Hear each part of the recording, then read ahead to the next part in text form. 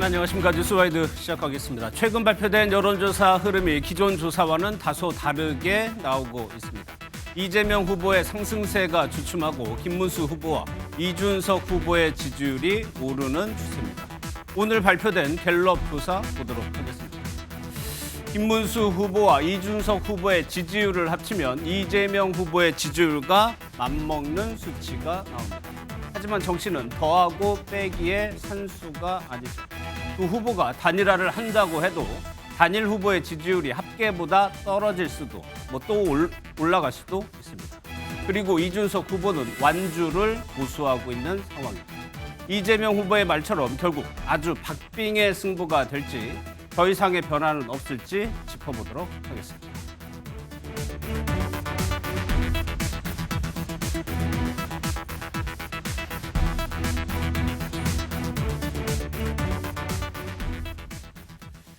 네, 두 분과 정치권 소식 짚어보도록 하겠습니다. 강성필 더불어민주당 부대변인, 김동원 국민의힘 선대위 대변인 나오셨습니다. 어서 오십시오. 안녕하세요. 먼저 오늘 최근에 발표된 여론조사 두 가지를 저희가 먼저 살펴보겠습니다. 공통된 흐름은 뭐냐면 이재명 후보는 다소 떨어지고 있고 김문수 후보와 이준석 후보는 상승세를 타고 있다는 점입니다. 여기 추세를 저희가 전해드렸는데 51에서 45, 29에서 36. 8에서 10% 흐름을 좀 확인할 수 있으실 것 같습니다. 민주당 이재명 후보가 다소 떨어지는 추세죠. 그래서 그럴까요? 민주당이 유세 현장에서 노래도 부르고요, 춤도 추고 묘기에 가까운 율동도 하고 있는데 그걸 금지한다고 했습니다. 먼저 영상부터 보겠습니다.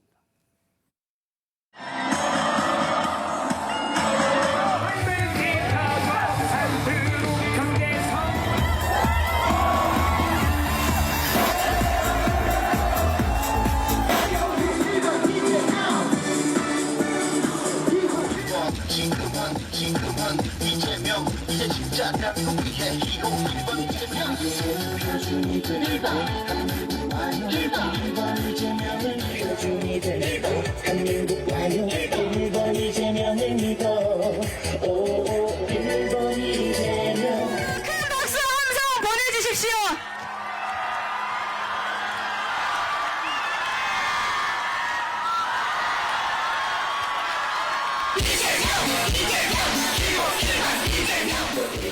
먼저 김원중 총괄본부장의 모두 발언이 있겠습니다. 주권 재민의 헌법 원리를 제대로 구현한 것이 벌금에 처하는 중대 범죄가 아닐 수 없습니다. 즉각 고발. 원래 유세 현장에 가면 노래도 나오고 춤도 추고 되게 신나는 분위기였는데 오늘이요 선대위에서 조금 다소 톤이 다른 얘기가 나왔습니다. 겸손한 자세, 간절한 마음 이런 표현들을 썼거든요. 저런 댄스 유세를 앞으로 안 하는 거예요? 당분간 멈추는 겁니다. 저는 당분간 좀 자제해야 된다고 자제하자. 생각합니다. 그러니까 최근에 저희 민주당의 이재명 후보의 지지율하고 김문수 후보의 지지율 격차가 많이 났었습니다. 그랬죠. 그러다 보니까 아무래도 지지자들도 그리고 내부에서도 조금 느슨해진 그런 면이 있다고 저는 생각을 하고요. 예. 근데 우리가 알아야 될 것이 어느 대선이든지 간에 51대 49의 박빙의 승부를 펼쳐왔습니다. 예. 그리고 어느 대선이나 특히나 승부처가 있습니다. 그런데 이번 대선에는 아직까지 승부처가 오지 않았습니다. 아직 안 왔다? 그렇기 때문에 예. 분명히 승부처는 올 거라고 생각을 하고 그 승부처가 이제 김문수 후보와 이준석 후보의 단일화가 될 수도 있고 예. 또 다른 어떤 악재나 호재가 터질 수도 있거든요. 그렇기 예. 때문에 저희가 여기에 대해서는 경계하는 마음을 가지고 있어야 되고 특히나 이번 대선 같은 경우는 내란을 종식시키고 국민 전체를 통합시키는 선거로 끝내야 된다라는 것이 저희 민주당의 프레임에 대한 정의거든요. 예. 그런데 이 내란 종식에 관련돼 가지고는 조금 엄중함이 조금 떨어진 것 같습니다. 물론 국민 통합을 위해서 이 선거 유세 도중에 함께 관심도 끌고 어떤 중도층의 유권자들의 어떤 좋은 모습을 이렇게 저희가 보여주면서 예. 표를 얻는 것도 좋지만 예. 어찌 됐든지 간에 이번 선거는 조기 대선은 대통령의 보궐선거입니다. 예. 그렇기 때문에 그 의미와 뜻에 대해서 저희가 이쯤에서 다시 한번 반성해봐야 된다. 이런 생각. 시작으로 돌아가자는 말씀이신 것 맞습니다. 같아요. 그러면 지지율이 변화가 있을 때 무슨 일이 있었냐면 윤석열 전 대통령 탈당이 있었고 TV토론, 첫 번째 TV토론이 있었습니다. 김동연 대변인께서 보시기에는 어떤 점이 김문수 후보의 상승세를 견인했다고 보세요? 예, 복합적으로 작용을 했다고 봅니다. 지금 탈당 말씀을 하셨는데 탈당도 일정 부분 그 영향을 미쳤겠습니다만 저는 탈당이 아주 이 김문수 후보 이 지지율 견인의 대부분을 차지했다 이렇게는 보지는 않습니다. 예. 그러니까 이거는 탈당을 보는 시각과 계엄 또 탄핵 정국을 보는 시각이 각기 다른 유권자들이 상존을 하기 때문에 저는 김문수 후보의 최근 약진 이것은 이른바 일극 체제 이재명 후보는 상대적으로 2달, 3달 전부터 대선을 채비를 그렇죠. 차리지 않았습니까? 예. 그런데 김문수 후보는 우리 시청자 여러분 다 아실 겁니다. 치열한 내부 경쟁뿐만 아니라 한덕수 전 대행과의 이른바 장외 결승전까지 치르지는 않았습니다만 결과적으로 당원들에 의해서 최종 선택을 받은 예. 그래서 전열을 정비하고 본격적인 대선에 참여한 게 불과 일주일입니다. 그러니까 늦게 출발을 한 그만큼 정비 예. 시간이 필요했다. 그 정비가 어느 정도 이게 마무리가 되면서 유권자들이 들여다보기 시작한 그것이 바로 이 지난 금요일 날 했던 TV 토론과 맞물려서 예. 상승 궤도를 탔다 이런 얘기입니다. 또 한 가지는 후보의 진정성이 상당히 지금 먹히고 있다 하는 예. 얘기입니다. 시중에 지금 젊은 층들을 중심으로 해서 유행하는 말이 또 하나가 있습니다. 까까 미 이런 뭐예요, 얘기가 그거는? 있습니다.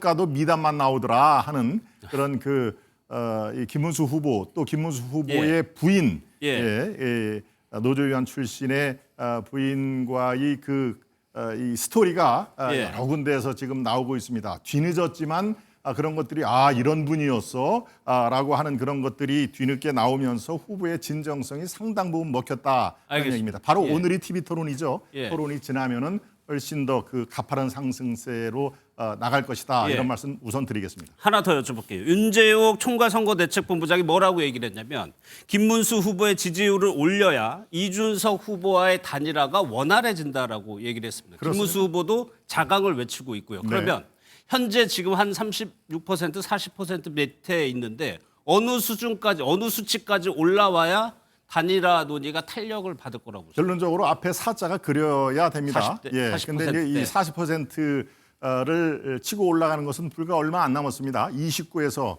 시청 여러분 보시는데 29에서 36까지 올라오는데 예. 열흘이 채 걸리지 않지 않았습니까? 바로 이런 추세로 가면은 이제 앞에 40% 진입은 시간 문제다라고 보는 것이고요.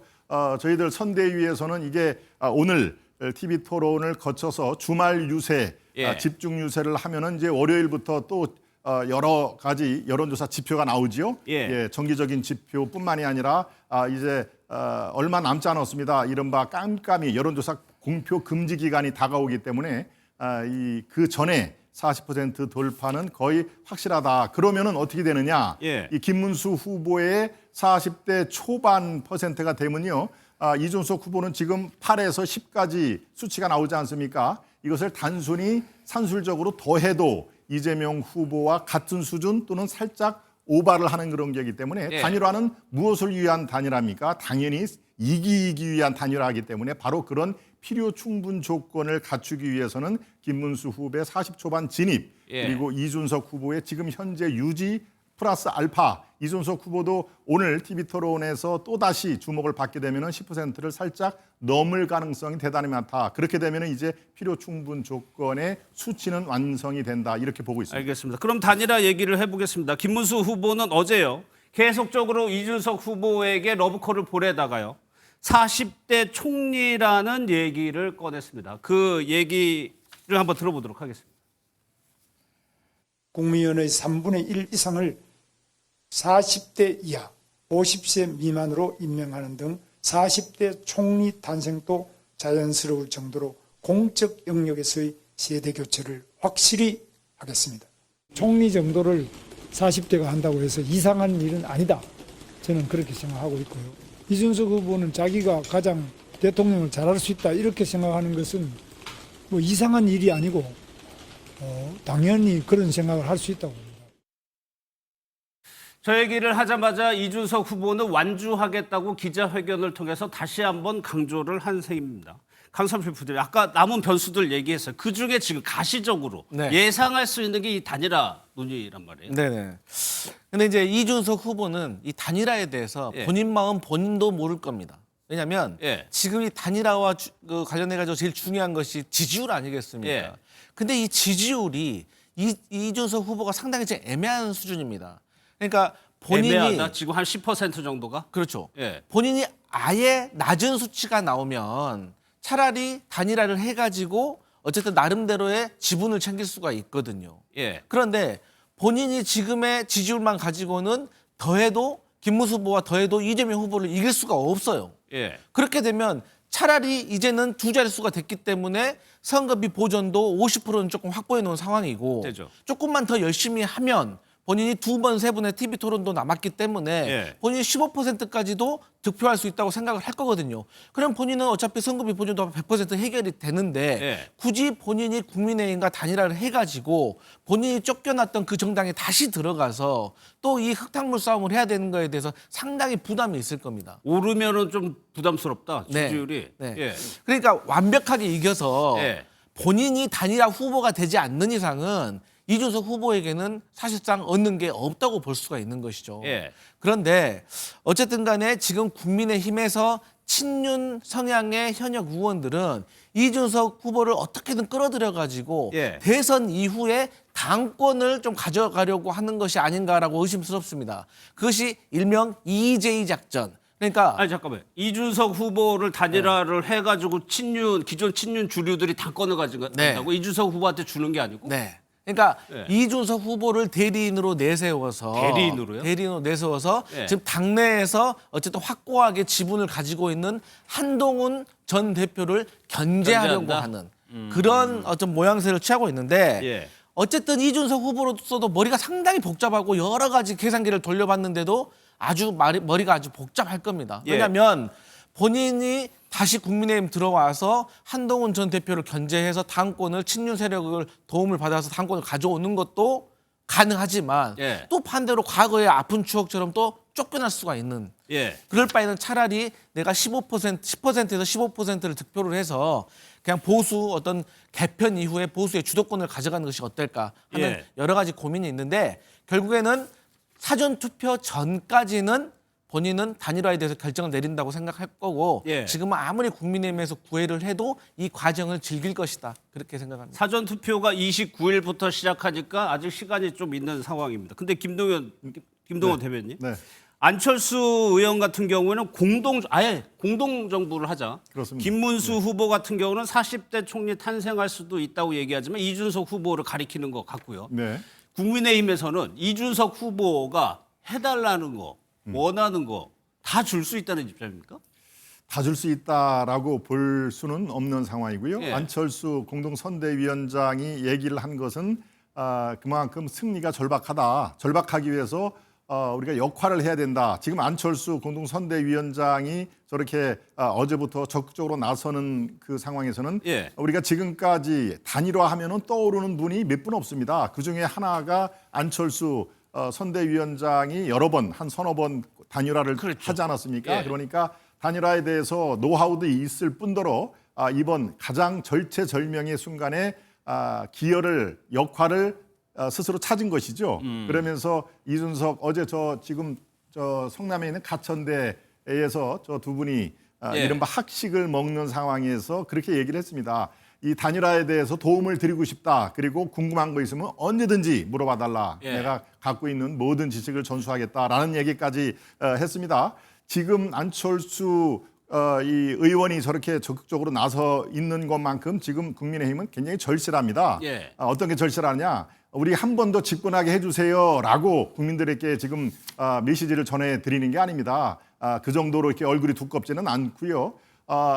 만약에 지금 1국 체제로 1국 후보로 돼 있는 그리고 지지율에서 가장 앞서가고 있는 이른바 대권에 가장 근접해 있는 이재명 후보가 이 대권을 준다면은 대한민국을 어디로 끌고 갈지를 모르겠다. 그의 예. 언행을 놓고 보면은 그러면은 대한민국이 지금 낭떠러지로 끌고 갈지 어디로 끌고 갈지 모르는 상태에서 현명한 국민들이 판단을 해 주십시오. 예. 그 대안이 우리가 혹시라도 더 좋은 대안이 있으면 우리에게 지지를 하시는데 국민 여러분께서 판단해 주십시오라는 것이지 한 번 더 욕심을 내는 게 아닙니다. 그리고요 한 가지 더 붙인다면은 바로 이준석 후보가 미래를 위해서 이번에는 끝까지 가야 된다라는 그런 얘기를 하셨고 그런 얘기가 여기저기서 많이 나오는데요. 예. 제 시각은 이렇습니다. 지금 바로 그런 그 시각에 이준석 후보도 동의를 합니다. 이재명의 민주당 집권만은 막아야 되겠다. 그게 반명이든 개헌연대든 그런 게 공통 부모가 있기 때문에 여기에서 단일화를 통해서 집권이 저쪽으로 넘어가지 않고 다시 우리 쪽으로 오면 그거만큼 큰 기여가 어디 있습니까? 본인의 미래 상징 자산을 위해서라도 본인이 단일화에 적극 참여를 하는 게 오히려 정치적인 미래가 있다. 상징 자산을 갖고 올 수 있다. 이렇게 생각을 해야 되는 시점입니다. 지금. 시한이 좀 남았다고 하더라도 이준석 후보는 계속해서요. 단일화 안 한다라고 얘기를 하고 있어요. 심지어 배신자 프레임도 두려워하지 않는 것 같습니다. 그 얘기 한번 들어보겠습니다. 3당 합당을 하자는 주변의 이야기가 있을 때 주먹을 불끈 쥐고 이 있습니다라고 외치던 그 모습, 그런 노무현 대통령의 모습, 제가 정치를 하면서 할 수 있다면은 계속 그 모습과 닮은 정치를 하고 싶습니다. 단일화 운운하면서 국민의힘이 가한 행위는 굉장히 모욕적이고 그리고 이번 선거를 난장판으로 만들려는 시도였다. 제가 이렇게 단일화에 대한 완강한 거부를 했을 때 두 가지 반응이 있을 겁니다. 첫째로는 그럼에도 불구하고 계속 스토킹한다. 두 번째는 아니라고 생각하면 이준석을 까기 시작한다. 저한테 배신자라는 걸 씌우는 것 자체가 얼마나 비논리적인지 한번 해보라고 하십시오. 또 그렇게 진영이나 아니면 전체에 도움이 되는지는 굳이 그걸 찍어 먹어보겠다면은 해보라고 하십시오.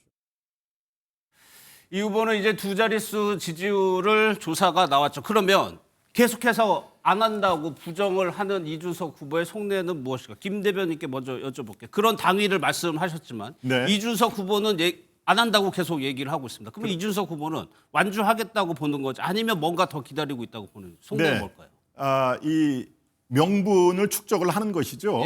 이 지금까지 어떤 그 우리 정치사에서 단일화에 성공한 단일화는 항상 지금 같은 모습을 했습니다. 결정적으로 이른바 물밑 대화가 어느 정도 숙성되기 전까지는 단일화는 안 한다, 완주하겠다. 이거는 뭐 기본적인 얘기죠. 바로 안철수 조금 전에 의원 얘기를 했습니다마는 바로 직전에 윤석열 전 대통령과의 단일화 할 때도 바로 그날 2시간 전까지도 완주란 말은 내 사전에 없다 이런 말을 했습니다. 나는 계속 끝까지 간다. 그것이 정치인 안철수의 도리라고 생각한다. 이런 얘기를 했습니다. 불과 2시간 뒤에 단일화를 위해서 두 분이 포즈를 잡고 이렇게 그 공동 기자회견 한 거 기억나실 겁니다. 우리 시청자 여러분께서. 그러니까 지금 저 이준석 후보의 단일화는 없다. 기호 4번 이준석이라는 이름이 들어갈 것이다. 어제 기자회견을 했는데요. 그것도 또한 당연합니다. 지금 물밑 대화가 뭐 꼭 지금 활발하게 이루어졌다라고 얘기는 못합니다만 지금 뭐 비용 문제는 좀 뭐 복잡하니까 제가 줄이겠습니다만은 아까 말한 것이 어떤 게 미래를 위해서 본인에게 유리한가는 지금 열심히 생각을 하고 있을 겁니다. 그러면은 그 활발하지는 않더라도 물밑 협의 조율 같은 건 이루어지고 있는 거예요? 그렇습니다. 그거는 뭐 한 가지 얘기를 할까요? 어제 기자회견에서 저 장소에서 그랬습니다. 이게 다 차단을 했다라는 얘기를 했죠. 차단은 실제로 차단 기능이 있으니까요. 그렇지만 메시지라든가 카톡이라든가 뭐 텔레그램 이런 그 문자 메시지는 차단을 하지 않다는 것이 그 뒤에 오프 그 기자들의 어떤 백브리핑에서 얘기가 나왔던 것이군요. 모든 것을 다 차단할 수는 없고요. 만약에 차단을 했다 손 치더라도 만나려면 그거 못 만나겠습니까? 바로 그런 의미에서 공보단장이 당권 얘기를 했기 때문에요. 그 당권 얘기 글쎄요, 뭐 그 길게 얘기는 안 하겠습니다만은 두 분의 사이가 단일화를 완전히 끝장낼 정도로 그 당권 얘기로서 사이가 벌어졌다라고 보는 것은 그것은 단견입니다. 그러니까 알겠습니다. 지금 상황에서 이준석 후보의 오늘 TV 토론에서 어떤 얘기가 나오는지를 잘 살펴보시면요. 단일화의 불씨는 앞으로 더 타오르겠구나라는 것을 느끼실 수 있겠습니다. 그럼 강성필 부대변인 똑같습니다. 이준석 후보의 속내 뭐라고 보세요? 일단 이준석 후보는 객관적인 현상으로 봤을 때 지금의 상황을 즐기고 있는 겁니다. 그러니까 지금 방금도 우리가 이 시간에 황금 시청률이 나오는 이 시간에도 이준석이 과연 국민의힘과 단일화를 하냐 마냐를 가지고 사실 하나만한 얘기 하잖아요. 아무도 모르잖아요. 이준석도 모르는데. 그렇기 때문에 그런데도 이것을 다 같이 논의를 하면서 궁금해 하잖아요. 이 자체로 이준석이 언론에 노출이 됐다는 거예요. 많이. 그래서 이준석 후보의 지지율에 상당히 높은 효과가 있다는 것.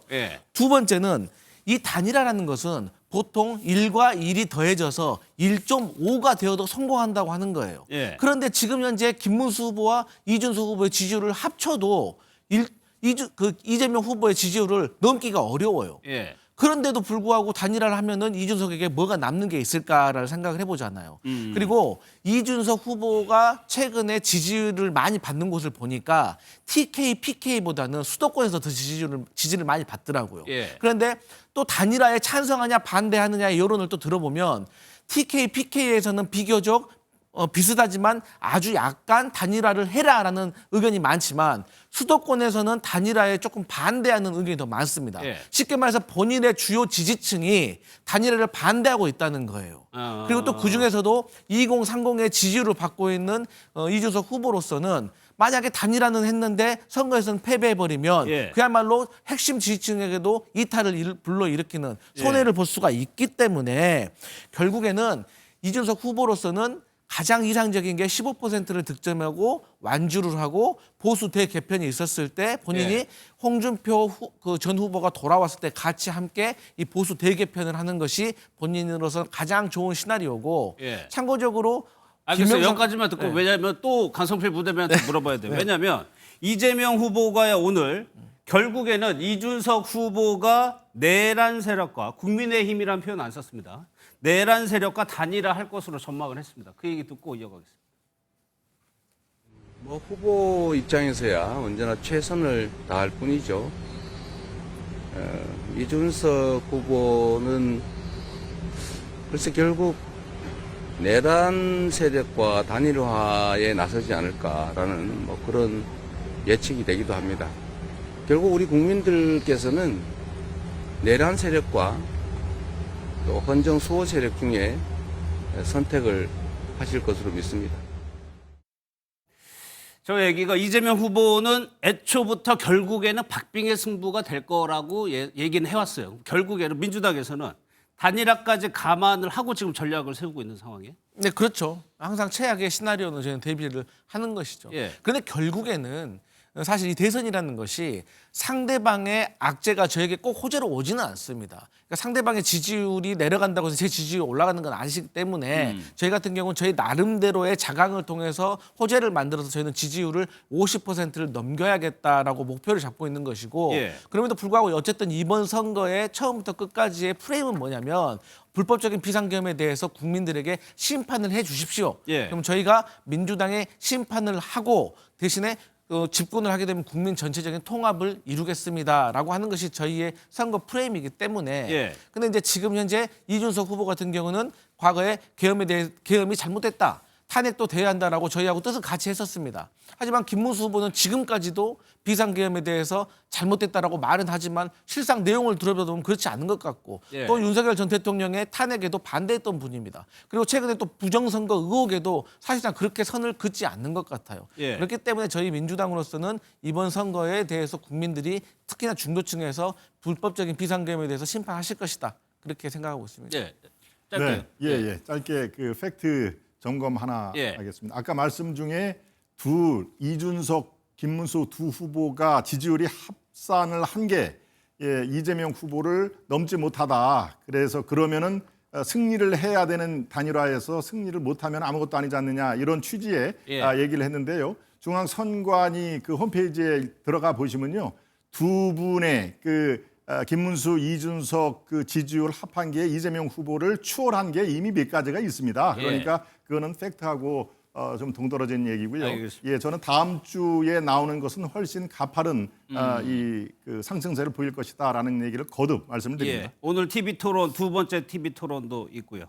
다음 얘기는 뭐냐면 보수 진영의 이제 대표 인물이 김문수 후보 물론 있고요. 이준석 후보 있고 한동훈 전 대표 있습니다. 그런데 이 두 사람의 관계가 좀 미묘합니다. 신경전을 벌였는데 발단이 된 내용부터 한번 들어보겠습니다. 그러니까 제가 말씀드린 게 국민의힘 있는 사람들은 제발 선거를 이기기 위한 대책들을 세워야 되는데 김용태 위원장이 앞에 있었으면 저한테 엄청 혼났을 겁니다. 네. 김용태 위원장이 제가 고민하고 있다고 말했다고요? 더 혼나야겠네요, 진짜 이거 진짜. 제가 어제 반농담적으로 김용태 위원장이랑 저랑 워낙 친하다 보니까 자꾸 그럼 혼내준다 이런 얘기를 농담 삼아 했는데. 저런 얘기를 한 거에 대해서 한동훈 전 대표가 이런 얘기를 했습니다. 구태와 꼰대짓은 나이와 무관하다는 것을 새삼 깨닫는다. 그러니까 이준석 후보를 겨냥한 비판한 발언인데 갑자기 이 시점에서 한동훈 전 대표가 이준석 후보를 왜 공격했을까요? 좀 궁금증이 남는데 뭐 물론 한동훈 전 대표 상대 후보니까 공격을 할 수 있습니다. 그런데 한 전 대표는 윤석열 전 대통령 강하게 비판하고 친윤 비판에 주력을 해왔거든요. 김동원 대표님께 먼저 여쭤볼게요. 네. 한동훈 대표가 이준석 후보를 견제하는 걸까요? 견제 일정 부분 견제라는 표현을 써도 무방한다고 저는 봅니다. 예.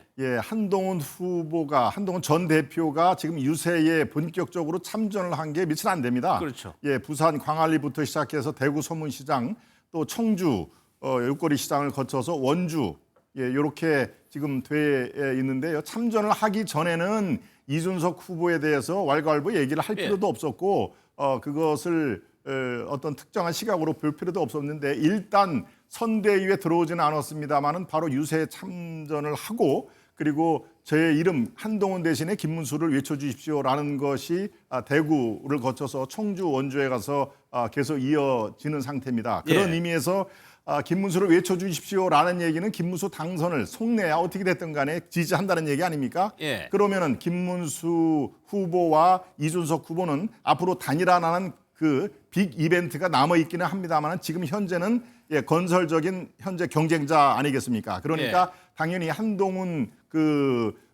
측근들도 그렇고 김문수를 부각하기 위해서는 누굽니까? 이준석의 어떤 그 모순되는 그런 것들을 지적을 아니할 수 없는 거죠. 그리고 또 한 가지는 그렇습니다. 지금 이제 대선이 지나고 아직까지 좀 전에 우리 말씀하시는 게 저보다도 더 우리 당내 모습을 이렇게 그려주셨는데 그거는 일종의 소설에 불과하고요. 지금 대선이 지금 코앞인데 무슨 당권 운운을 하고 있습니까? 그리고 친윤이라는 게 당내에 남아있지 않습니다. 다 분화가 돼가지고 어떤 분은 이쪽에 있고 그러기 때문에 친윤들이 마치 무엇을 다시 획책을 하고 그런 그 취지로 얘기하는 것은 적절하지가 않고요. 팩트도 아니라는 점을 말씀을 드립니다. 따라서 그 뒤에 있을지 모르는 잠재 후보들에 대한 적절한 견제와 거리두기는 어느 시기에도 있었기 때문에 알겠습니다. 바로 이 두 가지 이유로 한동훈과 이준석과의 관계를 살펴보시면 큰 무리가 없다 이런 말씀드립니다. 왜냐하면 최근에서 국민의힘에서 앞서 저희가 발언들 나왔지만 40대 총리, 공동정부 좋은 얘기만 계속 했거든요. 이준석 후보하고. 단일화를 해야 되는. 근데 한 전 대표는 약간 다른 결의 얘기를 쏟아냈다. 강성필 부대변인 왜 그렇다고? 그러니까 한동훈 전 대표가 본인은 X세대라고 하면서 국민의힘 보수 정치의 세대 교체를 이루겠다라고 슬로건을 내세웠잖아요. 그런데 이준석 후보가 본인보다 정치 선배이고 당대표도 선출직으로 먼저 했는데 본인보다 훨씬 젊어요. 그러니까 이준석 후보가 국민의힘에 들어오게 되면 세대 교체의 대상은 한동훈도 될 수가 있는 거예요. 그리고 더 그 한동훈 전 대표보다 이준석 후보가 훨씬 더 윤석열 전 대통령의 과거 3년 동안의 정권에 대해서도 계속해서 쓴소리를 해왔고요. 그다음에 계엄은 잘못됐다라고 더 세게 비판을 했고요. 탄핵은 되어서는 안 된다라고 더 세게 탄핵해야 된다라고 주장을 해왔어요. 하지만 상대적으로 비교했을 때 한동훈 전 대표 같은 경우는 조금씩 목소리를 냈지 막상 또 지지층에게 또 혼날 것 같으면 또 꼬리를 쏙 내미는 그런 모습을 많이 보여왔기 때문에 한동훈 전 대표로서는 이준석 후보가 상당히 껄끄러운 상대일 것이다. 앞으로의 보수 정치의 주도권을 두고 한동안 경쟁을 해야 되는데 아직은 한동훈 전 대표가 이준석보다는 좀 하수가 아닌가라는 생각을 자체적으로 좀 하고 있는 것 같고 방금 국민의힘에서도 친윤이 당내에 없다? 그러면 도대체 언론에서 계속 친윤 하고 인용하는 것은 다 유령 보고 하는 말입니까? 그리고 당권에 관심이 없다? 아니 그러면 개혁신당의 이동훈 공보단장인가 이분이 왜 당권을 줄 테니까 단일화하자 이런 말을 했다고 합니까? 그러면 그분이 거짓말한 겁니까? 그래서 어느 정도 이게 객관화된 건 아니지만 사실 이 정가에서 널리 퍼져 있는 것까지 굳이 그렇게 부정할 필요는 없다. 또 그것은 그대로 받아들이고 정당의 대선을 왜 당권 준비하는 것이 이상한 일입니까? 다만 그 절차와 방식만 정정당당하고 국민께 공감받으면 된다 이런 말씀 드립니다. 알겠습니다. 짧게 반론해도 되겠습니까?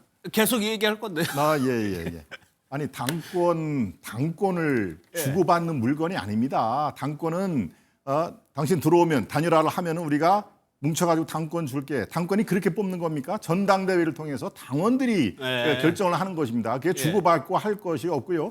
아니 어떨 때는 언론의 그 보도를 믿지 않는다 가짜 뉴스라고 하면서 친윤에 대해서는 유독 다 언론들이 그렇게 쓰지 않았냐라는 얘기를 친윤의 분화가 있다는 얘기입니다. 친윤이 이전처럼 단일 대우로 만들어서 야 우리 대선 이후에 한번 당권을 다시 한번 갖자 이런 얘기가 아니고요. 예. 어떤 분들은 김문수, 어떤 분들은 다 이렇게 해서 이미 분화가 됐기 때문에 지금 민주당에서 생각하는 그런 그 악마화가 돼 있는 예. 친윤의 실체는 없다 이런 알겠습니다. 말씀드립니다.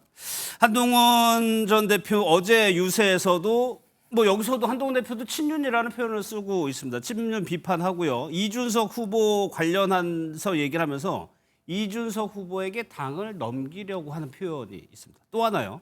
이동훈 공보단장이요. 친한계에서는 이준석 후보의 완주를 응원한다는 얘기도 했습니다. 그 얘기 같이 들어보겠습니다. 아직도 저 국회 친구들은 제 탓을 하고 싶어합니다. 홍준표 찾아서 4명이서 당돈으로 하와이 여행 가고 한덕수 어디 갔는지 알 수도 없고 이준석에게 당을 넘기겠다고 뒤로 야합을 시도하고 윤석열 대통령은 부정선거 영화 보고 이러면서 어떻게 이깁니까? 맞습니다. 우리가 겪어보니까 한동훈 안 돼. 이게 친윤들의 생각이란 말이에요. 한동훈 포비아를 굉장히 갖고 있고 이렇기 때문에 이제 그 사람들이 이준석이 들어와가지고 있으면은 한동훈하고 우리가 이제 도와주면은 된다. 아이고 이 단일화를 엮어가지고 대선이 끝나고 난 뒤에 당권까지도 염두에 두고 그분들 얘기는 뭐냐면은 끝까지 완주하십시오. 투표용지에 이름 꼭 남겨야 됩니다. 이렇게 얘기해요. 뭐냐면은 들어와가지고 괜히 우리하고 당권 경쟁하려고 그러지 마시고 끝까지 대선 뛰십시오라는 의미를 담고 있는 것 같더라고요. 물론 이동훈 단장은 개혁신당의 공보단장의 말이라는 점을 감안을 하고 들어야 되겠지만 일단 김 대표님께 여쭤볼게요. 네. 한동훈 전 대표가 친윤이라는 표현을 쓰면서 비판하고 있는 건 사실이고요. 네. 그러면 이동훈 단장의 말처럼 국힘 내 친한계에서 이준석 후보가 실제로 완주하기를 바라는 이런 분위기가 있습니까? 뭐 어느 정도 부분적으로는 그 동의를 의견이 합니다. 나오기도 해요. 네, 부분적으로 예. 그걸 뭐 일반화 전체적으로 그렇게 분위기를 몰아가는 거에 대해서는 그 제가 분명히 그것은 주의를 해야 된다라는 말씀을 드리고요. 예. 저 공보단장이 얘기하는 거 친윤들이 당권 줄게 단일화를 하라고 전화가 숱하게 온다라고 얘기를 하는데요. 아니 그러면 그 친윤 중에 전화를 해서 그런 얘기 한 사람을 밝히시면 됩니다. 그렇지 않습니까? 예. 그걸 밝히라고 공식적으로 얘기를 했는데도 밝히지 못하는 얘기는 네 분을 유인을 하는 유인구를 던진 거 아닌가라는 얘기가 그래서 나오는 겁니다. 이준석 후보 측에서 국민의힘의 내분을 유도하는 그렇습니다. 바람이요. 지금 뭐 여러 가지 이제 판을 흔들기를 하면서 이준석 후보의 아직도 국민의힘 쪽에는 선뜻 마음을 못 여는 중도라든가 보수층에 있는 분들이 이준석 후보에게 가기 위해서 유인구 이게 만약에 진짜 저게 팩트면은 이름을 밝히라고 하면은 밝히시면 될 거 아닙니까? 예. 내분명의 유인구를 던진다 하는 얘기를 제가 하고요. 한동훈 대표도 글쎄요 어제 얘기가 민주당으로 가라라고 하는 얘기는 좀 너무 나간 얘기고 얘기로 저는 인정을 합니다. 예. 우리 윤석열 대통령 그 부부를 겨냥을 해서 그런 얘기를 했죠. 또 친윤 떨거지들의 호구다. 나는 대한민국 호구로 남겠다라는 얘기를 했는데 호구라는 것은 호랑이 입입니다. 문자 그대로 하면은 그렇지만 너무 착해서 부려먹기 좋은 어리숙한 사람이라는 게 사전적인 의미이기 때문에요. 예. 그게 문자 그대로 해석하면은 뭐 그렇게 이 지적을 할 필요도 없습니다만은 그래도 지금 때가 때인 만큼 저렇게 분열을 가능성이 있는 얘기는 자제를 해주시는 게 좋겠다라는 그런 그 아쉬움은 좀 남아 있습니다. 예. 네. 그런데 앞으로 대선이 끝나고 후의 전국을 생각해 보면 단일화가 돼서 김문수 후보가 단일 후보가 된다면 이준석 후보에게 국민의힘은 무언가를 줘야 될 테고 단일화가 안 되고 대선이 끝난다고 해도 김문수 후보는 차기 가능성이 낮으니까 한동훈 전 대표하고 두 사람이 보수 진영을 놓고 경쟁을 해야 될 구도는 예상이 되는 거거든요. 그러니까요, 이준석 후보로서는 사실 지금 현재 김문수 후보 측에서 단일화하자고 하고 뭐 40대 총리 얘기하면 속으로 웃죠. 아니 본인이 줄 수가 없는 능력이 없는데 본인한테 준다고 하니까 예. 속으로 얼마나 재밌겠습니까? 그런데 국민의힘은 잘 아셔야 돼요. 방금 한 몇 분 전에 얘기하다가 친윤 없다고 했는데 바로 막 나오잖아요. 그러면 도대체 그 국민의힘에서 전 대표까지 했던 한동훈 후보 그리고 빅2까지 올라갔던 한동훈 후보가 말하는 도대체 친윤은 누군 거예요. 그리고 방금 말씀하셨던 것처럼 네 분 일으키는 이준석인데 그런 사람하고 왜 이렇게 단일화를 하려고 하는 거예요. 네 분 일으키고 있는데 이런 사람하고 단일화하면 또 네 분이 일어나가지고 이게 선거가 잘 되겠습니까? 그리고 한동훈 후보 입장에서는 저도 이해는 좀 가요. 왜 그러냐? 네. 한동훈 후보는 아마 머릿속으로 만약에 친윤이 한덕수 밖에 있는 한덕수 후보를 끌어들여가지고 단일화 후보로 만들려고 하지 않았다고 하면 김문수 후보가 그 단일화를 제가 잘해내겠습니다 해가지고 한동훈 본인을 이길 수 없었을 거라고 생각을 해요. 쉽게 말하면 한덕수를 끌고 오려고 했던 친윤의 어떤 모의가 있었기 때문에 본인이 졌다. 그 피해자로서 졌다라고 생각하고 있기 때문에 거기에 대해서 지금 항변을 하는 것입니다. 그리고 더 나아가서도 그것도 지금 분한데 또 더구나 이제 이준석까지 당으로 끌어들여가지고 본인을 견제하겠다라고 본인들은 의심을 하고 있어요. 그리고 친한계들이 이걸 공공연히 다 말하고 있어요. 그러니까 우리 김동원 대변인께서는 친한계가 아니신가 봐요. 그래서 모르시는가 봐요. 그래서 이런 것에 대해서 뭐 무조건 부정하는 것보다는 제대로 알고 또 오해가 있으면 서로 풀고 또 이런 것이 답이다. 저는 그런 그러니까 생각을 이준석 후보에 대해서 좀 부담을 가지고 있다는 얘기예요? 그리고 아니 제가 말씀드렸지만 어쨌든 간에 한동훈 후보가 계속 세대 교체 얘기하잖아요. 근데 본인보다 더 젊잖아요. 지지층이 겹치는데 거기서 더 이준석 후보가 더 소구할 수 있다. 그 부분을 좀 우려하고 있다. 그러니까 서로 다른 칼라를 가지고 있으면 해볼 만한데 사실 본인하고 비슷한 칼라의 상대를 대하는 것이 저는 더 어렵다고 보기 때문에 한동훈 전 대표로서는 상당히 이준석 후보에게 조금 주도권을 놓고 기싸움을 벌일 수밖에 없을 것입니다. 이 얘기는 제가 안 할 수가 없네요. 지금 말씀 중에 무슨 특정 계보가 아닌 모양이다. 그래서 잘 모르는 모양이다. 이거는 토론의 예의가 아닙니다. 제가 똑같은 그 반대로 이 지금 부대변인 뭐 무슨 계가 아니죠라고 얘기를 하면은 어떻겠습니까? 이거는 그 상대방의 당에 대한 것뿐만이 아니라 저에 대한 것도 그거는 이 좀 품격을 지켜주시고요. 제가 친윤 얘기를 했지 않습니까? 그 당시에 친윤, 이른바 한동훈 그 대표가 대표에서 물러날 때 자기를 물러나게 했던 그 친윤을 생각을 하는 겁니다. 이준석이 생각하는 친윤과 한동훈 전 대표가 생각하는 친윤이 다릅니다. 그리고 이 대선 과정을 거쳐가서 그 친윤이 똘똘 뭉쳐있는 게 아니라는 얘기입니다. 그래서 분화를 지금 하고 있다라는 얘기를 한 건데 그거를 아니 당내 사정을 저보다 더 잘 아십니까? 아니지 않습니까? 그러니까 자꾸 이렇게 그냥 그 요만큼 아는 얘기를 일반화를 하실 필요는 없다 이런 말씀을 드립니다. 오늘 밤에 저녁 8시부터 2차 TV 토론이 있지만 오늘이요 노무현 전 대통령 추도식이 열렸습니다. 봉화마을에서. 여기 이제 후보들 이재명 후보와 이준석 후보가 갔는데 이재명 후보가 눈물을 훔치는 모습이 보였습니다. 영상을 좀 보겠습니다.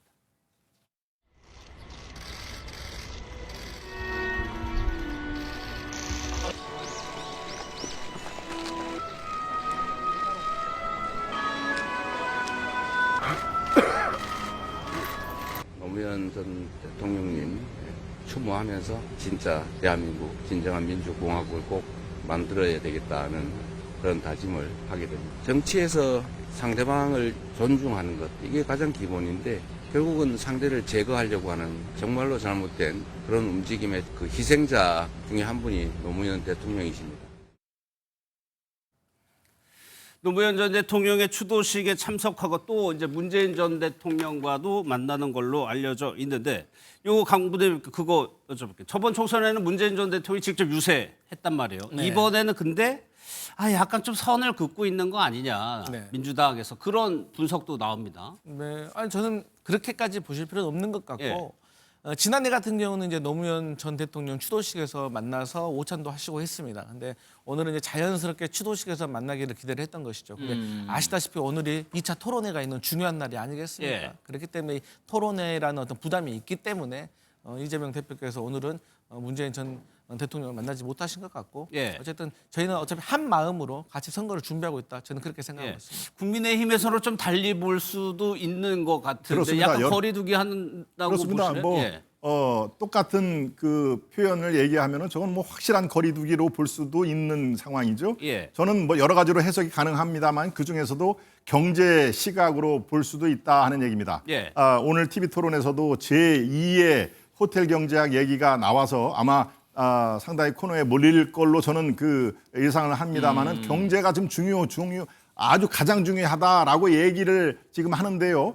어떨까요? 문재인 정권 5년 동안의 경제는 어떻습니까? 우리 국민들께서 아마 많이들 아실 겁니다. 5년 동안에 400조 원의 국가 부채가 늘었고 소주성인가요? 이른바 경제학 사전에도 없는 소주성을 내세우면서 인플레이션과 상당한 오히려 중산층 서민들이 가장 어렵다고 고백들을 하지 않습니까? 예. 자, 이런 그 문재인 정권의 지금 경제 만능주의, 경제 제일주의를 부르짖는 이재명 정권에서 아마 문재인과 자신은 이렇게 오버랩하는 거에 상당한 부담을 느낄 겁니다. 그러니까 그래서 거리두기에 나섰다라고 보는 시각, 이거는 뭐 타당한 합리적인 의심이 될 수가 있다, 이런 말씀 드립니다. 이재명 후보가 이제 눈물을 약간 훔치는 모습이 보였죠. 또 한 명이요. 이준석 후보 역시 비슷한 모습이었고, 또 이준석 후보는 노무현 전 대통령을 유세 기간 중에 계속 강조해 왔죠. 영상 보겠습니다.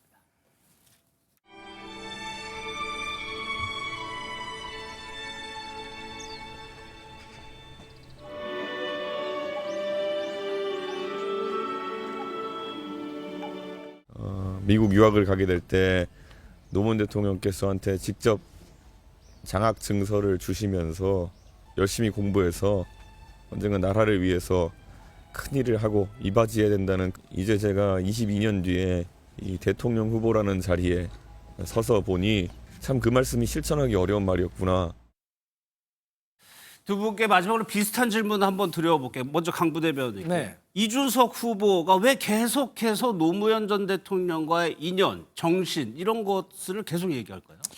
일단 노무현 전 대통령께서는 우리 국민들이 가장 사랑하는 전직 대통령 중에 한 분이시기 때문에 아마도 제 생각에는 가장 인기가 좋으실 겁니다. 그렇기 때문에 그 이미지를 차용하려고 하는 것이 아닌가라고 하는데, 저는 그 이준석 그 후보께 조심스럽게 말씀드리고 싶은 이유가 이 본인이 그렇게 주장을 한다고 해서 그게 닮아가는 건 아닙니다. 그러니까 정책이란 것은 이 정치인에게 있어서 이 국민들에게 한 약속을 증명해 보이는 과정인 거거든요. 한 가지만 말씀드리면 김대중 정부에서 여성부를 만들었습니다. 그리고 노무현 정부에서 여성가족부로 확대 개편을 했습니다. 그런데 이준석 후보의 10대 공약 중에 하나를 보면은 거의 안티페미니즘 같은 느낌이 있어요. 그러니까 여기에 대해서는 사실 여성가족부를 폐지하겠다라고 이준석 후보는 공약을 한 걸로 제가 알고 있거든요.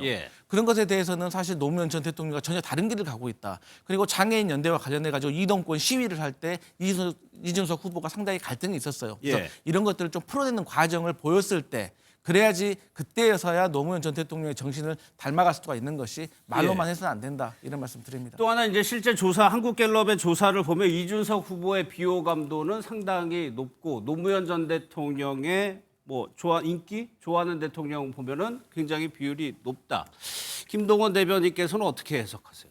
네, 이준석 후보가 노무현 정신을 높이 평가하는 거는 상당히 공감을 할 수가 있습니다. 저도 개인적으로 노무현 전 대통령과의 그 교류를 한 사람입니다만은 비록 민주당 대통령이었습니다만 저는 아주 전적으로 노무현 정신, 이른바 노사모가 주장하는 그런 것들의 상당 부분을 한국 정치에 필요하다고 보고 있고요. 지금 이준석 그 후보는 올해 만 40으로 이 피선거권이 겨우 된 거 아닙니까? 올해.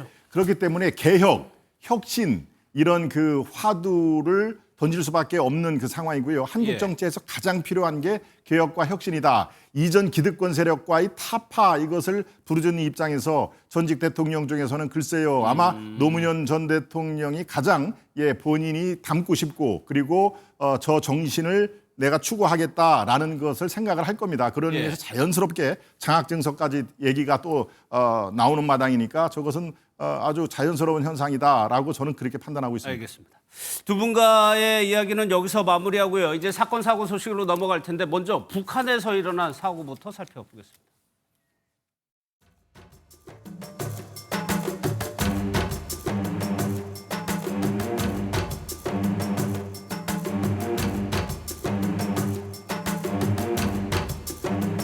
진수 과정에 미숙한 지휘와 조작상 도주의로 인하여 대차 이동의 평행성을 보장하지 못한 결과 한미 부분의 진수 썰매가 먼저 리탈되어 좌주되고 함수 부분이 선대서 리탈되지 못하는 엄중한 사고가 발생했습니다. 김정은 동지께서는 사고 전 과정을 지켜보시고 도저히 용납할 수도 없는 심각한 중대 사고이며 범죄적 행위로 된다고 엄중한 평가를 내리셨습니다.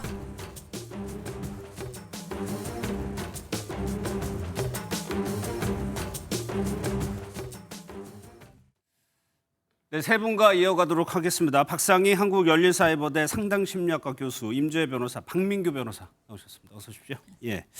북한에서요, 구축함을 이제 육상에서 만들죠. 물 위로 띄우는 과정에서 사고가 넘어진 겁니다. 그래서 배가 파손이 된 건데 지금 이 배가 어떤 상황에 있는지 저희 합참 얘기부터 한번 들어보겠습니다. 한미정보당국은 북한 청지랑의 대형 함정 진수 동향을 사전에 추적 감시하고 있었으며 측면 진수가 실패했다고 평가합니다. 그런 측면 진수 방식은 현재 우리 군은 사용하고 있지 않습니다. 크기나 규모 이런 것들을 볼 때 최연호와 비슷한 장비를 갖출 것으로 보고 있고 현재 이제 넘어져 있습니다. 바다에. 이렇게 넘어져 있는 겁니다. 배가 여기서 이렇게 만들었다가 물 위로 띄우는 과정에서 잘못해가지고 배가 이렇게 누워있는 사진이 위성사진으로 있는 겁니다. 임주혜 변호사님, 어쩌다가 이런 사고가 난 겁니까? 이 배를 만들어 띄우게 되면요, 진수식을 거행하게 됩니다. 굉장히 큰 행사를 벌이는 건데 진수식 거행하면서 진수, 그러니까 이 배를 다시 이제 바다에 띄우는 작업 가운데에서 배가 넘어지는 그런 현상이 발생을 한 겁니다. 측면 진수 방식을 택했다고 지금 전해지고 있는데 위성 사진을 보면은요, 배 안으로 물이 들어갔을 가능성도 매우 높아 보입니다. 이 측면 진수를 하려면 평행을 잘 맞춰서 배를 그대로 이동시켜야 되는데 이 부분 균형이 맞지 않았던 것으로 지금 파악이 되고 있는 상황입니다. 이 북한 김정은 위원장도 이 과정을 보면서 굉장히 진노했다고 전해지고 있습니다. 여러 가지 사고 원인들이 지금 파악이 되고 있지만 너무 무리하게 빠르게 완성하는 데만 혈안이 된 것이 아니냐, 이런 이야기 하나 나오고 있고요. 해당 이 선박은 이제 오래된 좀 청진조선소에서 만들어졌는데 이 청진조선소가 낙후되었기 때문에 제대로 기술을 갖추지 못하고 있었던 것 아니냐, 이런 것들이 원인으로 꼽히고 있습니다.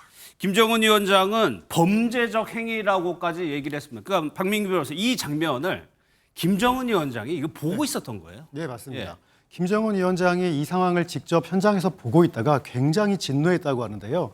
그 국무위원장이 얘기했던 말을 제가 직접 한번 읽어보자면 이것은 순수부주의와 무책임성, 비과학적인 경험주의에 의해 산생된 도저히 있을 수도 없고 도저히 용납할 수 없는 심각한 중대사고이자 범죄적 행위라고까지 이야기를 하고 있습니다.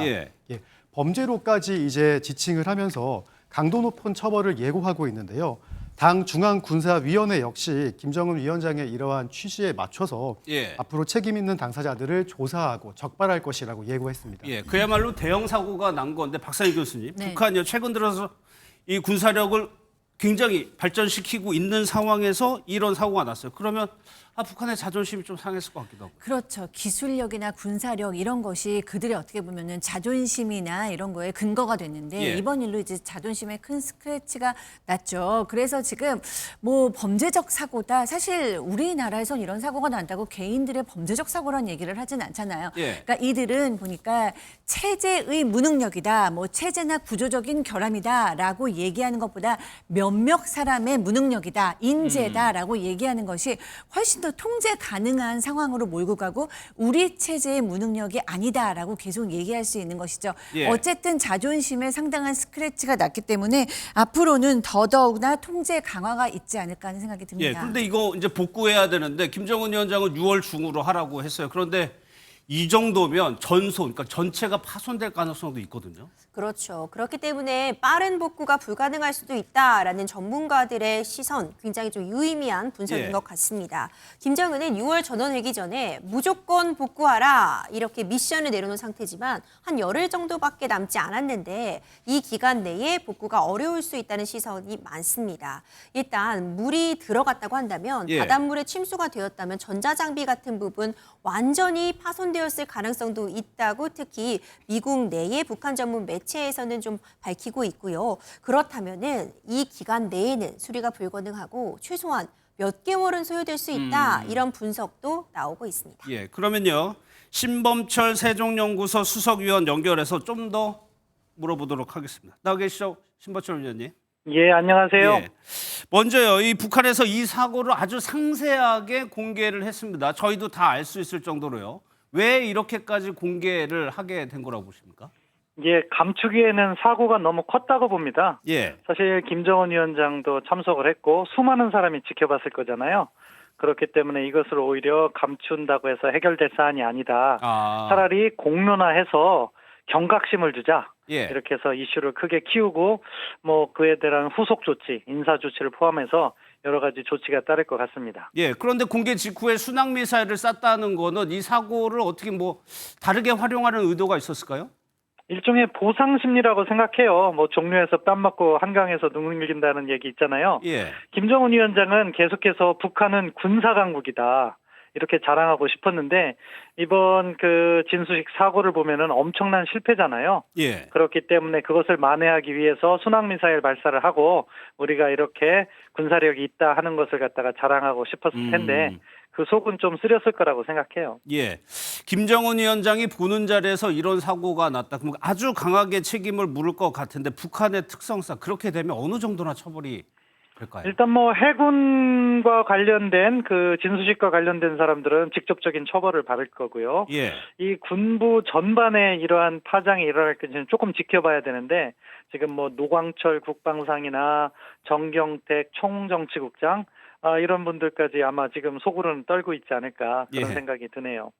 이런 와중에요. 이제 미국에서요. 주한미군의 유연성 얘기를 계속해서 하고 있습니다. 그러다가 실제로 이제 구체적인 4,500명 감축을 검토 중이라는 보도까지 나왔는데 시장님께서 보시기에는 실현 가능성이 있다고 보십니까? 뭐 현재 상황에서 뭐 실현 가능성 이야기하기는 너무 이르다고 보고요. 예. 사실 미국이 모든 새로운 행정부가 출범하면은요.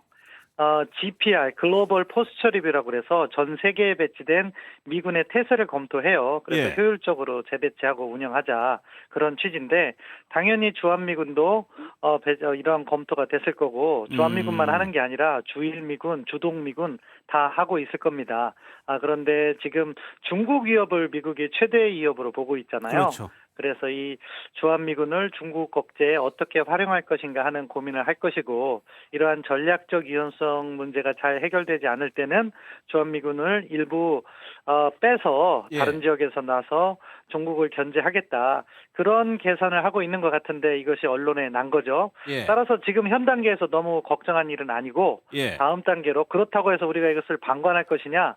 그건 아니라고 생각해요. 따라서 국방부 차원에서는 다양한 협력 방안을 고민해야 되고 새로운 정부가 들어서면 이 전략적 유연성 문제에 대해서 보다 심도 있는 검토를 하고 예. 미국 행정부가 협의를 해야 된다고 생각합니다. 예, 하나만 더 여쭤보겠습니다. 이 4,500명이면 주한미군 현재 주한미군 한 20%가 안 되는 건데 북한은 뭐 지속적으로 주한미군 철수를 요구해 왔단 말이에요. 혹시 이런 보도들이 북한에게 좀 잘못된 시그널을 줄 가능성도 있을까요?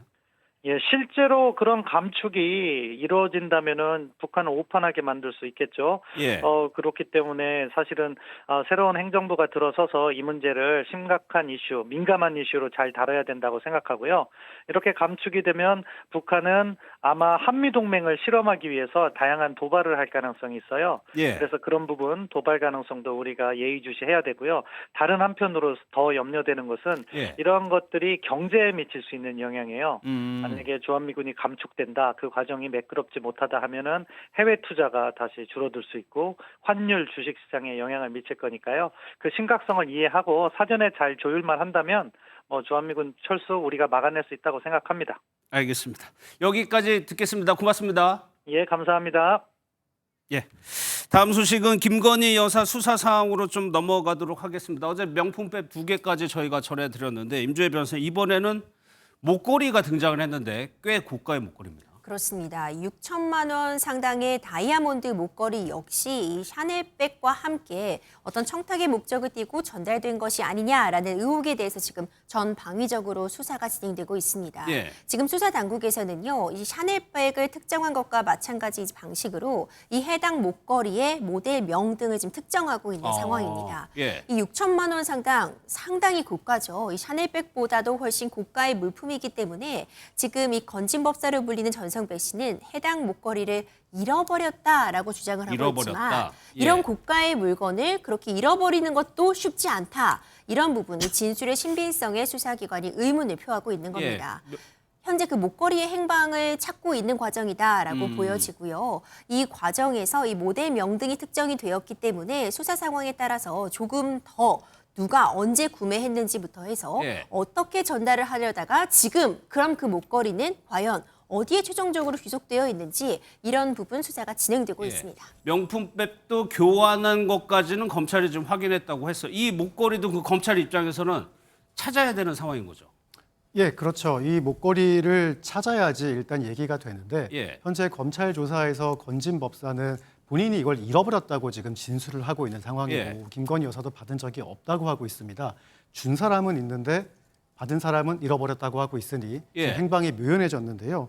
예, 이게 2022년 4월에서 8월경에 그 통일교의 어떤 현안을 청탁할 목적으로 전달되었다고 지금 전해지고 있는데 예. 이 물건이 발견되지 않으면 수사 자체가 이루어지기 어려워서 물건 찾는 데 좀 총력을 기울여야 될 것 같습니다. 예.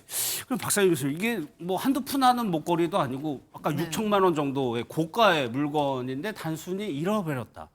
좀 쉽게 납득이 가진 않는 네, 해요. 납득이 그렇게 고가의 물건이면 정말로 조심조심 다루고 안전한 데 두잖아요. 그러니까 잃어버렸다. 그런데 분실 신고를 하지 않았다. 그러니까 보통 이 정도 보석을 잃어버렸으면 이제 분실 신고를 바로 하고 찾아달라고 요청을 해야 되는 게 이제 상식이니까요.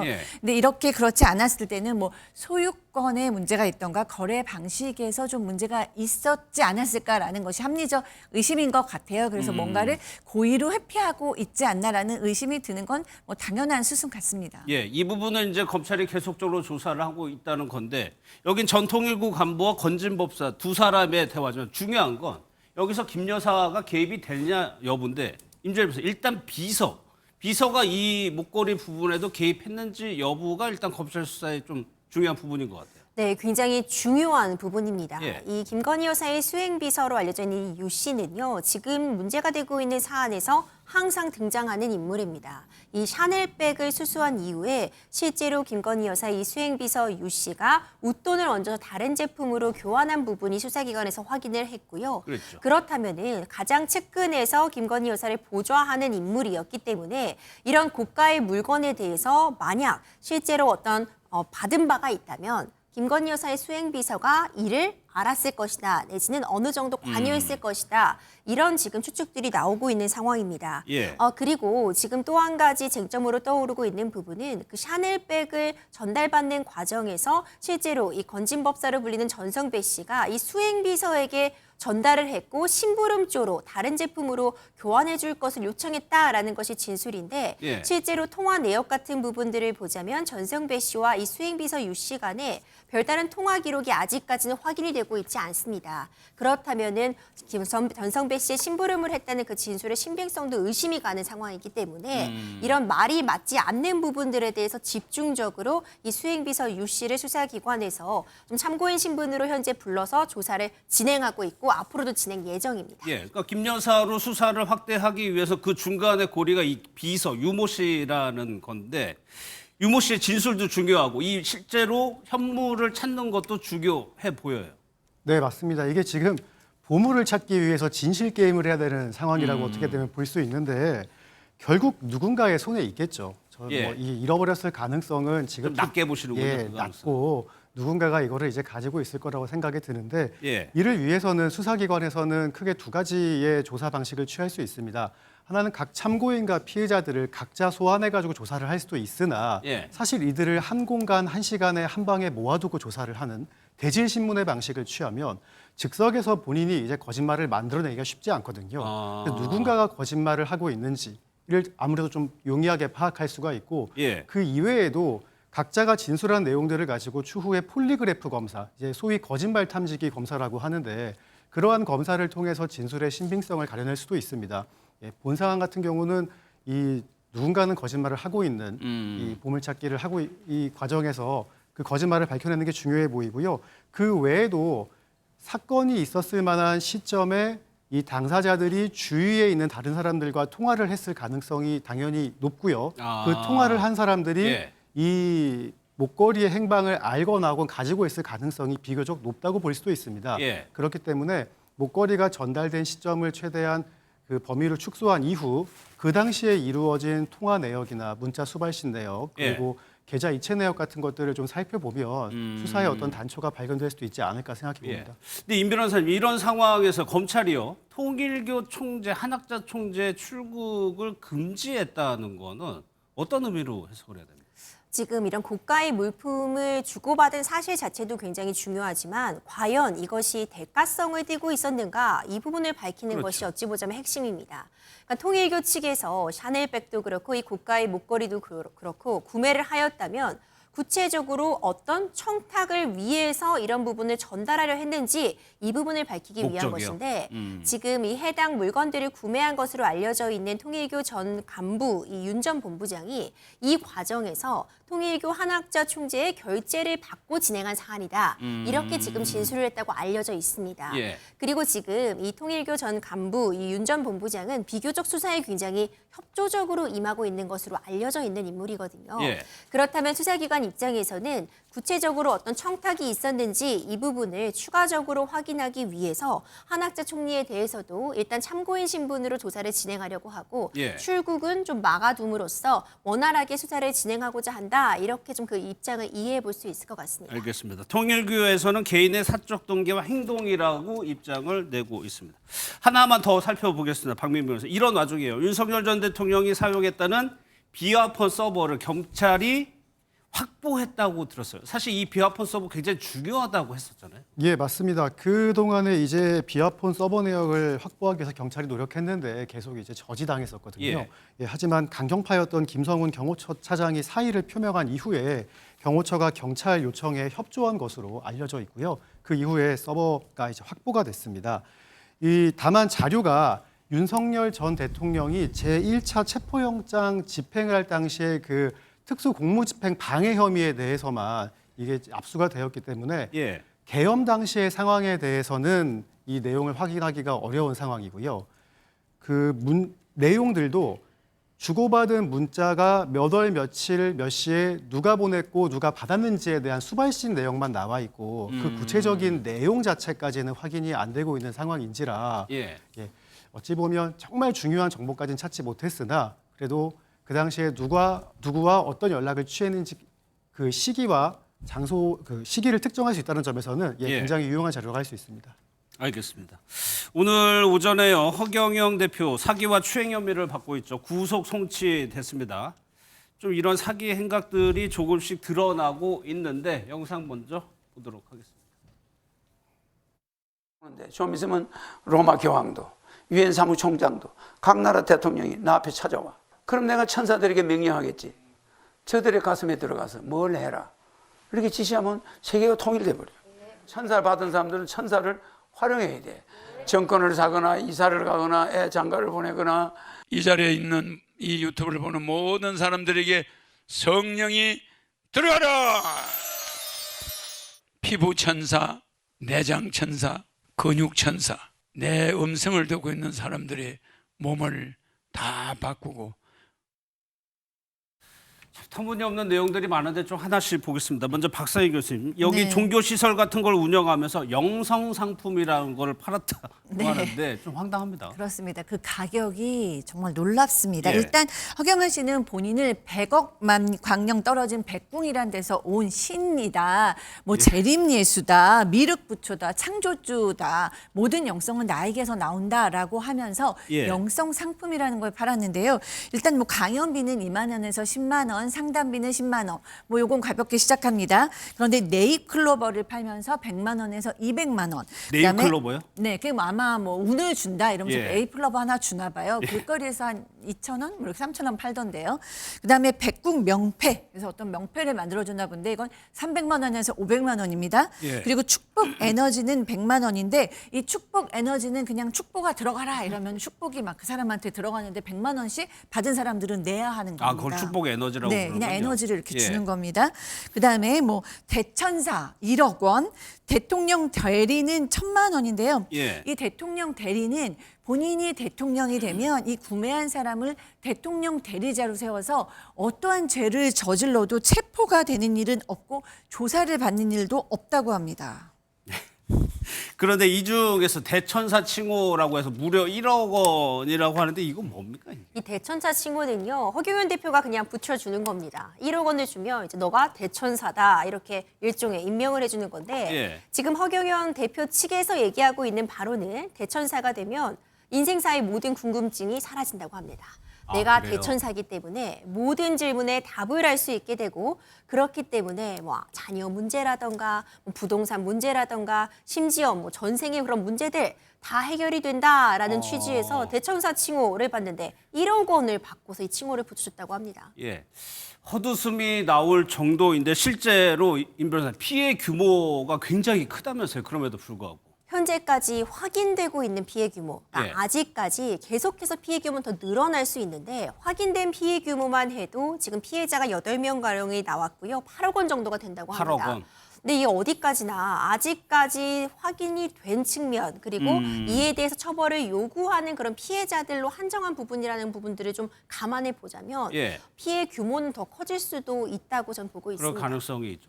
그럼 박상희 교수님, 왜 도대체 이런 거에 속는지가 좀 궁금해지거든요. 네, 너무 많은 분들이 궁금하죠. 근데 이제 뭐 허경영 씨뿐만 아니라 이 전 세계를 살펴봤을 때 이렇게 말도 안 되는 광신 집단의 심리인 맹신 심리가 상당히 많다라는 거죠.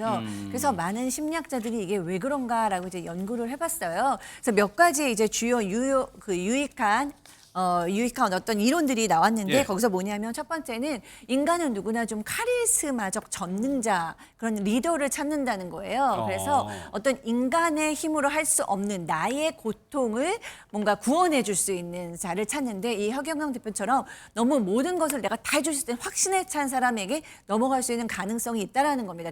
비현실적임에도 불구하고 그다음에 이제 두 번째는 또 많은 이들이 본인의 현실이 고통스러우니까 그 현실에서 도피하고 싶은 심리가 있다라는 거예요. 그러니까 내 고통을 피하고 싶은데 피할 곳으로 느껴질 수 있다라는 거고요.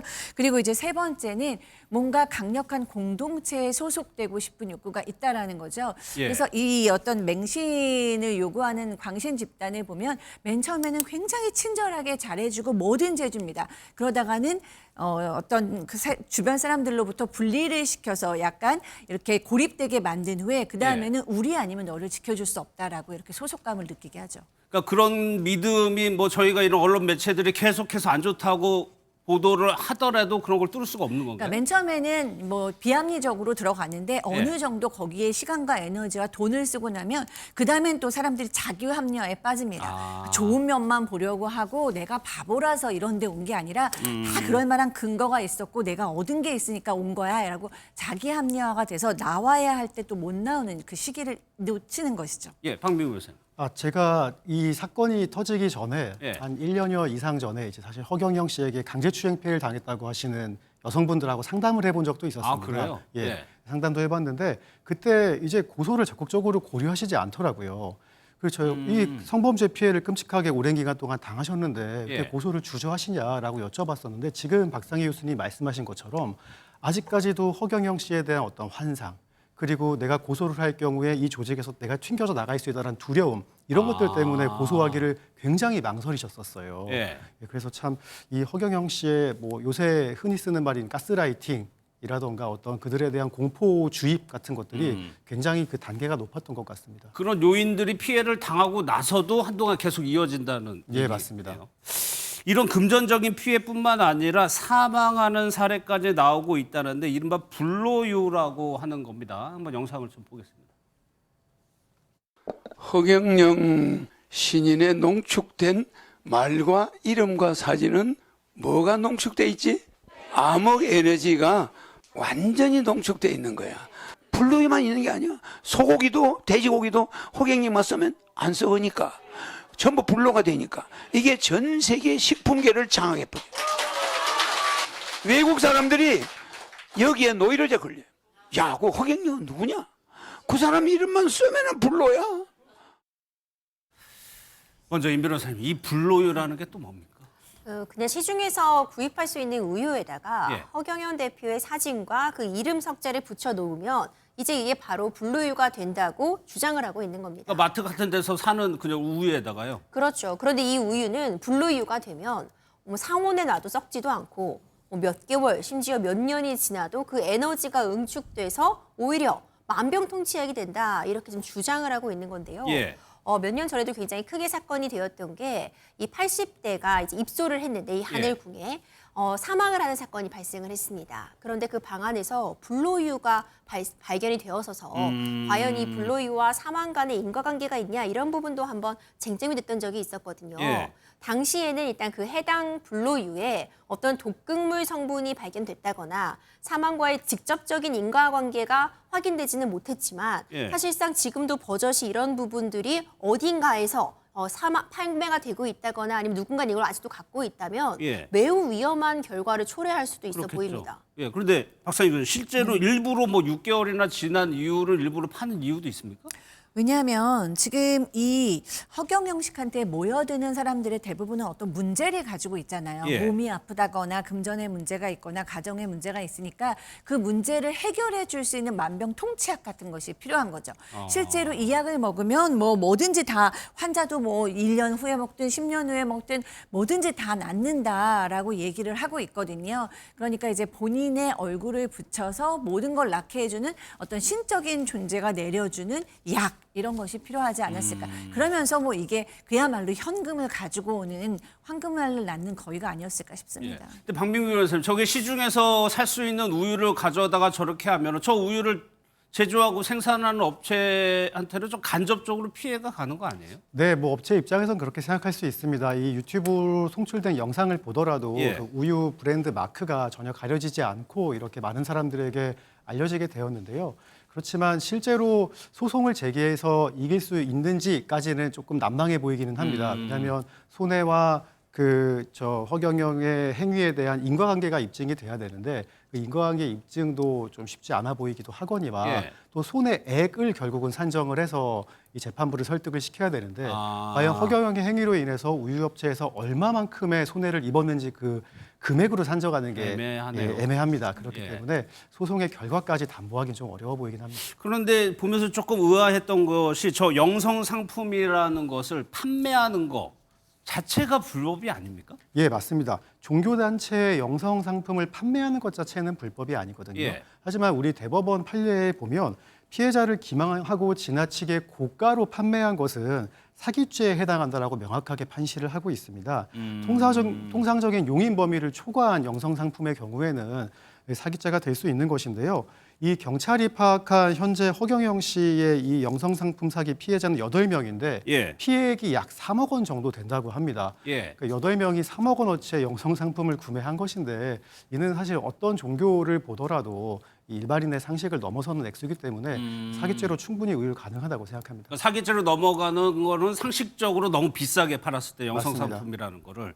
그러면 임재 변호사님, 뭐 허경영 씨가 과거에도 범행 전력이 있으니까 이런 것도 거기에 가만히 됩니까?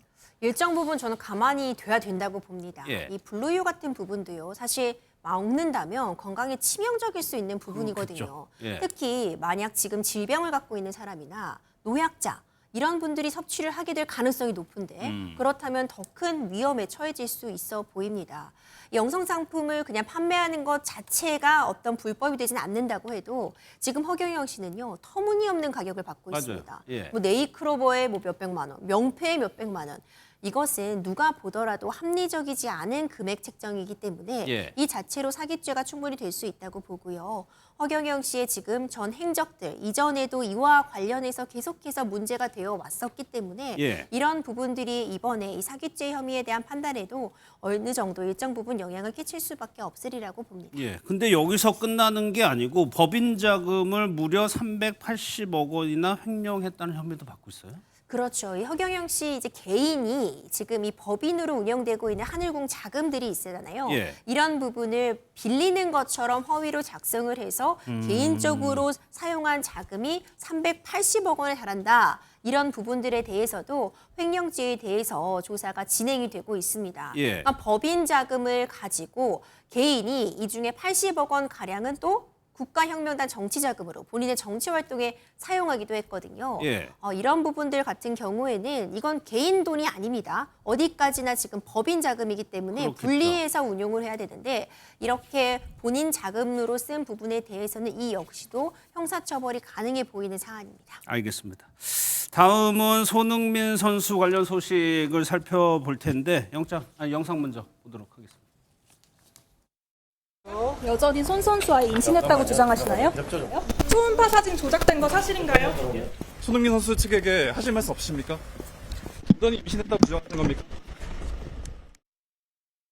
경찰 수사 내용이 나오고 있는데 임 변호사님 지금 경찰이요 이 협박 여성이 방문한 병원 그러니까 산부인과를 압수수색했어요? 그렇습니다. 압수수색을 통해서요 해당 병원이 이미 제출을 했던 예. 초음파 사진이라던가 진료, 수술 기록 등의 원본을 확보하려 했다 이런 이야기 나오고 있습니다. 그러니까 이미 제출 방식으로 이미 사본은 제출을 받았지만 원본을 위해서 다시 한번 압수수색을 좀 단행한 것으로 보이고 예. 뿐만 아니라 구체적으로 어떤 혐의점들을 조금 더 파악할 수 있지 않을까 하는 그런 기대감에 압수수색까지 단행한 것으로 보여지는데요. 예. 물론 반드시 원본을 어떤 수사 과정에서 확보해야 하는 것만은 아닙니다.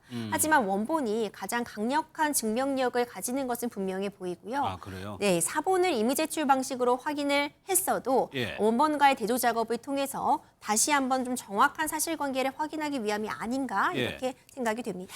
박사님 그러다 보니까 뭐 사본만으로도 그렇게 뭐 안 되는 건 아니다 보니까 좀 과한 거 아니냐 뭐 감론을박이 있는 것 같아요. 네, 그렇습니다. 왜냐하면 이런 비슷한 사건들이 왕왕 전해졌었는데 이렇게 병원을 압수수색하는 강제 수사가 있었다는 건 잘 들어보지를 못했잖아요. 예. 그러니까 많은 누리꾼들이 여기에 대해서 찬반이 나뉘고 있습니다. 일단은 뭐 손흥민 사건이라서 이렇게 강력하게 수사가 진행되고 이렇게 빠른가라는 예. 의견도 있습니다. 이미 증거물을 확보했는데 강제 수사까지 할 일인가 이런 의견도 있고요. 일반인이었어도 이렇게 수사를 해줬을까라는 의견이 있는 것도 사실입니다. 예. 그리고 또 반대로 이렇게 해야 증거 조작 같은 것을 원천적으로 차단할 수 있다, 잘했다라는 의견도 있습니다. 예. 이렇게 오랜만에 경찰이 일 빠르게 잘하는 건 처음 봤다 이런 의견도 좀 다양하게 올라오고 있는 상황입니다. 예. 뭐 물론 이게 수사에 필요한 자료라면은 뭐 해야 될 것 같은데 꼭 이 사건에서 원본이 필요한 상황인가요? 이게 나중에 재판 단계에 넘어가면 예. 그 피의자 입장에서는 저 영상과 사진이 이제 그 뭔가 이렇게 조작이 되었다라고 주장을 할 수도 있거든요. 그렇게 되면 공판 과정에서 불필요한 진실 게임이 이루어질 수도 있고 또 수사기관 입장에서는 최악의 경우에 이를 증거로 제대로 활용하지 못하는 경우가 발생할 수도 있습니다. 그렇게 되면 수사기관 입장에서는 굉장한 망신을 당하는 것이기 때문에 예. 많은 이들의 이목이 집중된 사건인 만큼 이 돌다리도 두들겨보고자 하는 마음으로 이렇게 원본을까지 가져가는 게 아닐까 생각이 듭니다. 그럼 임준호 변호사님 지금 온라인상에서 이거 손흥민 선수 사건이어서 이렇게 빠르고 뭐 전격적으로 하는 거 아니냐라는 의견이 있던데 임 변호사님 생각은 어떠세요? 빠른 부분은 맞습니다. 예. 하지만 전 그럴 만한 이유는 있었다라고 보고 있는데요. 그러니까 손흥민 선수가 고소하고 구속영장, 구속이 발부될 때까지가 열흘 정도밖에 안 걸렸습니다. 예. 이 다른 경우와 비교해 보자면 빠르다고 볼 수 있겠지만 빠를 수 있었던 건 이미 누가 그랬는지가 특정이 된 상태였기 때문이라고 봅니다. 그러니까 지금 범행 과정에서 일단 손흥민 선수가 관련된 내용들에 대한 증거, 수사에 도움이 되는 자료들을 적극적으로 제출을 한 것이라고 보고요. 예. 지금 피의자가 이미 특정이 된 상태에서 수사가 시작이 되었기 때문에 좀 비교적 빠르게 진행이 될 수 있지 않았나 싶습니다. 체포영장이 발부된 그런 부분과 관련해서도 아마도 증거 인멸이라던가 예. 도주의 우려 같은 부분들이 좀 작용을 하지 않았을까 싶습니다. 그럼 박민구 변호사님, 이 일반인과의 형평성 문제를 한번 감안해 보면 그 측면에서는 어떻게? 네, 이게 사실 뭐 유명인이기 때문에 사건이 빨리 진행되는 걸 수도 있지만 예. 제 경험에 따르면 언론에 나올 만한 사건이 좀 빠르게 진행되는 측면은 있습니다. 예, 뭐 이제 많은 분들이 이런 기사에 매몰돼가지고 사회적 에너지가 낭비되기 때문에 예. 빠르게 처리하려고 하는 공익적인 목적도 있겠지만 제가 이제 실무에 있으면서 만나본 뭐 수사관님들, 검사님들 사실은 다 직장인들이고 공무원이시거든요. 예. 예, 그러다 보니 아무래도 언론에 나오는 사건에서 자신이 뭔가 잘 해결을 하면 저 사람 일 잘한다. 라건 직장 내 평판이 좋아질 수도 있고 또 기사로 나가게 되면 본인의 뭐 실명 같은 것들도 요번이 기사에 이제 남을 수도 있기 때문에 예. 아무래도 더 빠르고 부담이 된다는 예, 거죠. 열심히 하려고 하는 경향이 있는 것은 사실입니다. 예. 예, 그게 뭐 일반인과의 차별이라고 보기엔 좀 모하고요. 예. 그래도 사회적인 에너지 낭비를 위해서도 나쁘지 않다고 생각합니다. 예. 박 교수님 뭐 이런 와중에서 뭐 워낙 언론에서 많이 다루다 보니까 뭐 인권 논란도 있고 여러 가지 좀 논란이 있었거든요. 네, 사실은 저도 맨 처음에 저 양 씨라는 여성이 조사를 받기 위해서 나왔을 때 사실 깜짝 놀랐어요. 제가 잘못 봤나라는 생각이 들 정도로 예. 사실 좀 옷도 몸에 달라붙는 옷을 입고 있었고 얼굴도 사실은 추측이 가능하리만큼 좀 보이는 상황이었거든요. 예. 맨 처음에는 경찰이 이걸 이렇게 가려주지 않고 옷도 좀 갈아입히지 않았던 건 좀 문제가 있지 않는가라는 개인적인 생각이 있었는데 나중에 나오는 기사들을 보니까 이 맨 처음에 옷이랑 다르게 본인이 갈아입었다라는 기사도 있고 그다음에 모자가 준비되어 있었는데 그 모자를 본인이 쓰지 않았다라는 것도 있고 그다음에 예. 이제 뭐 이렇게 모로 가리는 것은 원래 줄 수가 없는 어떤 서류다라는 얘기도 있기 때문에 함부로 추측을 할 수는 없을 것 같고요. 좀 더 경찰의 조사를 기다려보는 수밖에 없을 것 같습니다. 예. 또 하나요. 그런 의구심이 있었죠. 협박을 했던 남녀가 공모한 거 아니냐 혹시. 그런데 경찰 현재까지 수사 결과 공모 관계는 없는 것 같아요. 네, 통상적으로 공모에는 뭐 서로가 이제 경제적 이익을 공유한다라거나 대가를 주고받기 마련이기 때문에 예. 경찰 입장에서는 양 당사자의 계좌이체 내역을 확인했지만 예. 금전거래 내역이 없기 때문에 공모관계는 없다라고 우선 결론을 내린 것 같습니다. 그렇지만 형사사건에서 범행을 공모하고 그 대가를 서로 나눠 가질 때 예. 순진하게 계좌이체로 나누는 경우는 거의 없거든요. 그렇겠죠. 대부분 직접 만나서 현금을 손 대 손으로 주고받거나 또 요즘 같은 경우에는 추적이 어려운 개인 지갑을 통해서 암호화폐를 주고받는 경우도 있기 때문에 예. 공모관계에 대한 의혹이 확실히 해소되었다고 보기는 아직은 시기상조로 보입니다. 그래서 그럴까 임 변호사 이 무속인에게 8천만 원을 건넸다. 여기서는 어쨌거나 현금 뭐 오간 거래가 있으니까 여기에 또 의구심이 좀 있나 봐요. 그렇죠. 이제 무속인이 등장하게 되는데 손흥민 선수를 협박한 것으로 알려진 이 여성과 이 무속인은 굉장히 긴밀한 관계로 보여집니다. 해당 여성의 임신을 뭐 예측하기도 했다. 그래서 이 협박한 여성이 이 무속인을 더 심리적으로 의지하게 됐다. 이런 얘기도 나오고 있는데 예. 손흥민 선수에게 받은 것으로 알려져 있는 3억 원 가량의 돈 중에 8천만 원을 이 무속인에게 보냈기 때문에 이 둘이 오히려 공모한 거 아니냐라는 알겠습니다. 이야기도 나오고 있습니다. 예.